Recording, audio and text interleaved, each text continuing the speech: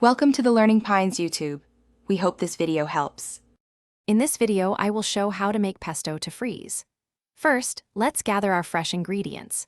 You'll need about 2 cups of fresh basil leaves, 1/4 cup of pine nuts, 2 cloves of garlic, 1/2 cup of grated Parmesan cheese, and 1/2 cup of good quality olive oil. Toasting the pine nuts gently for a few minutes can really bring out their nutty flavor, making your pesto even more delicious. Now, let's get blending. Add your fresh basil, toasted pine nuts, and peeled garlic cloves into a food processor.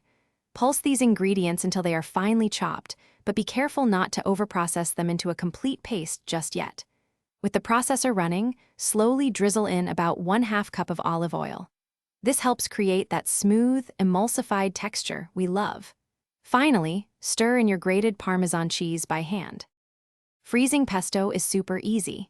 The best way to store it is in small portions. Spoon your freshly made pesto into ice cube trays. This allows you to grab just the right amount whenever you need it. Cover the trays with plastic wrap to protect the pesto from freezer burn and unwanted odors.